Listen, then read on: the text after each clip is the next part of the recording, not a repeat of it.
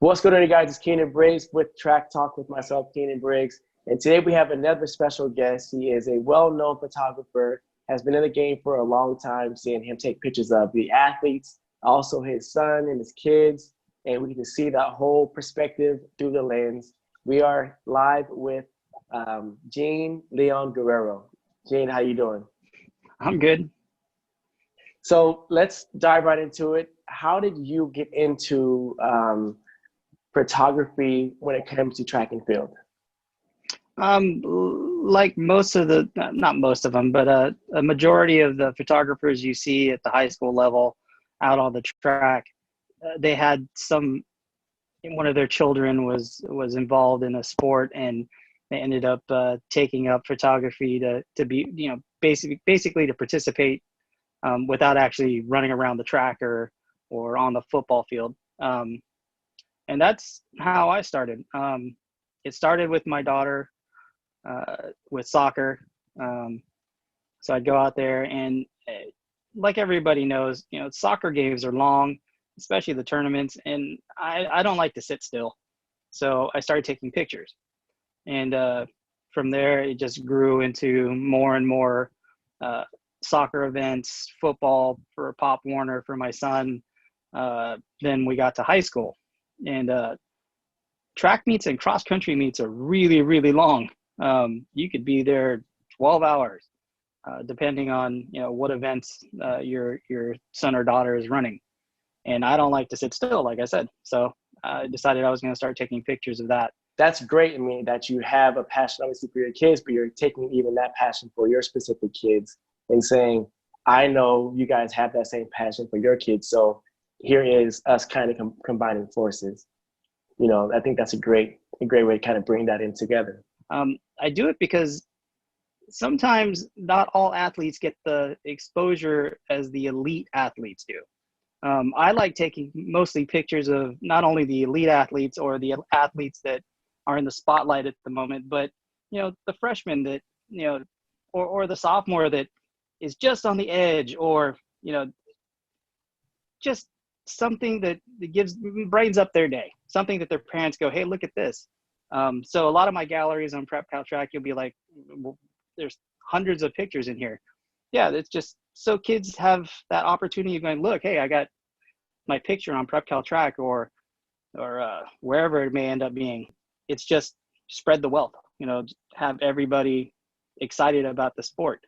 And I get a lot of comments from that from parents. They're like, hey, I saw my my son or daughter's picture, she was in the frosh off race, or my my son, he just started pole vaulting and he got so excited when he saw his picture.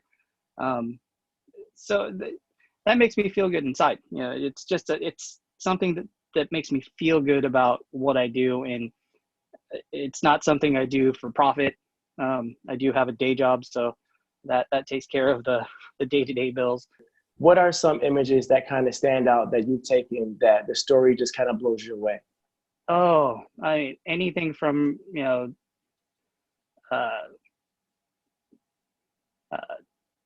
record pole vaulting, or making that last clearance that you needed to make it to state over the high jump, or finally breaking your barrier in a long jump or triple jump that you can't get past 18, and today was just your day and everything lined up right, the wind was blowing correctly, and then the look on the athletes' faces.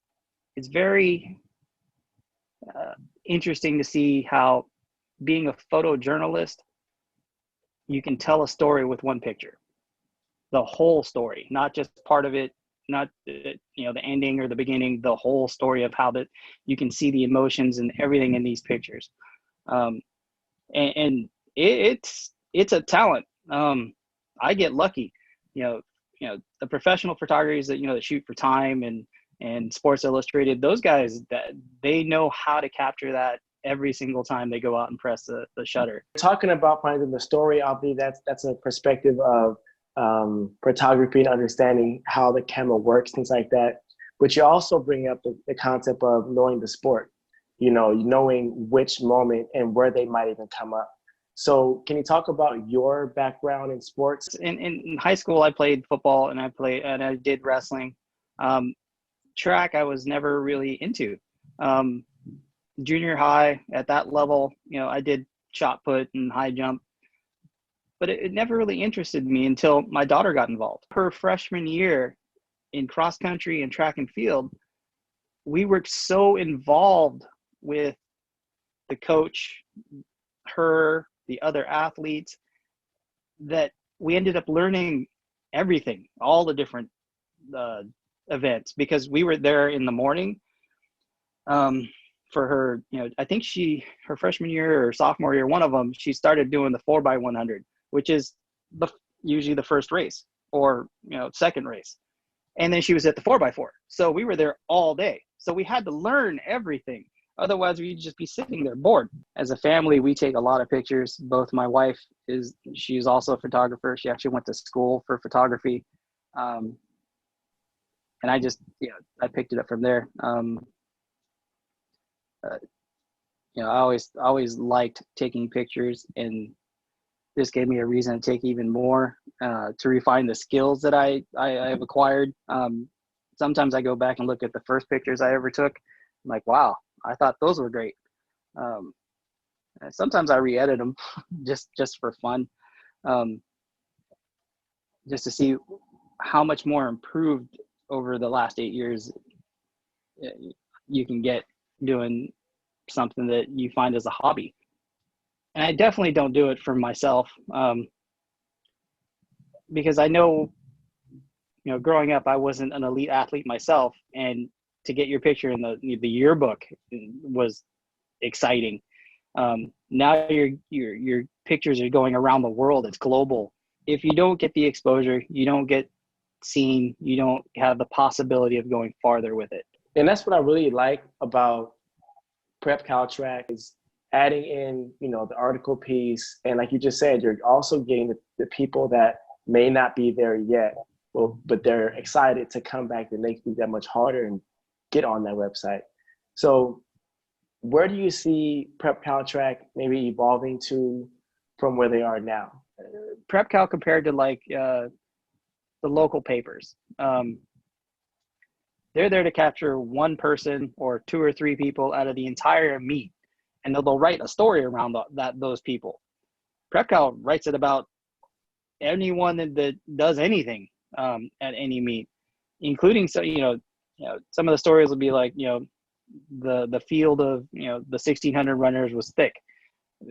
A local paper will just say this person in this race ran this fast, and that's about it. It's not that they're not out to make the money. They're out to expose the athletes so that they can move further along in their athletic career. That's how I view Prep Cal, is they're there honestly for the athlete and not for the profit behind those athletes.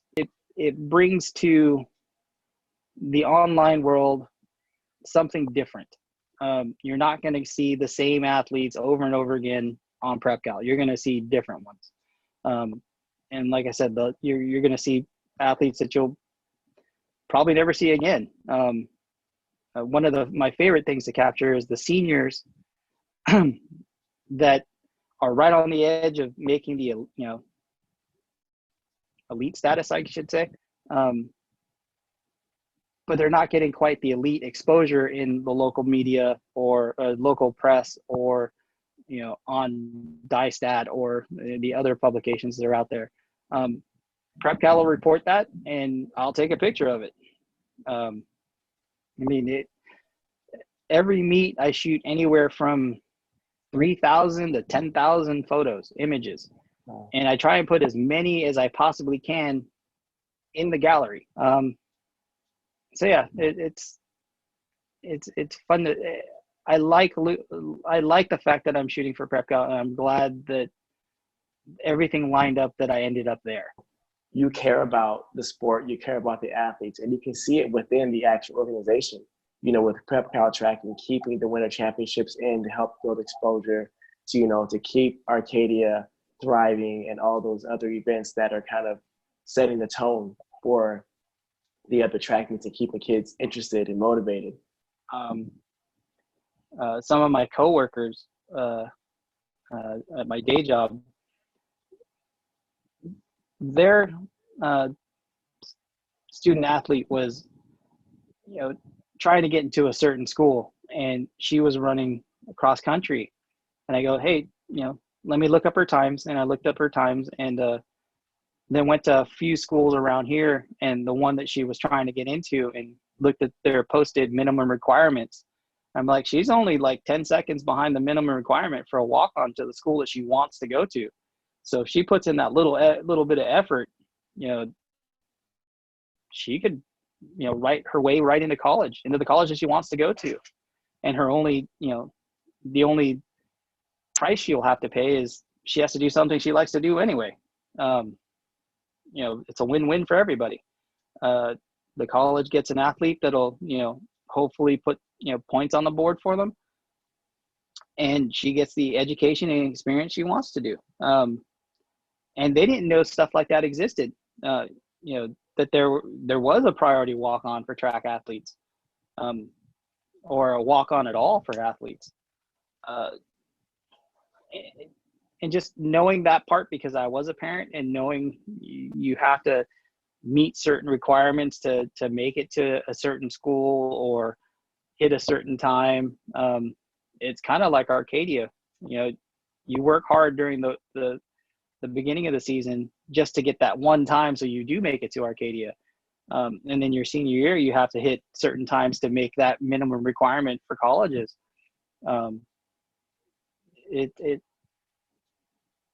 education that I got for track and field is much deeper now than when this all started. I think it's a very good piece, and it's helping keep our track and field community that much closer together. So I really appreciate, you guys for being a part of that process and kind of leading the way in that aspect. Thank you for everything, that you do, and many, many years of continuing to do it and bringing smiles to your kids, your face, and everyone else. So thank you for that. We do appreciate it. It's 100% my pleasure.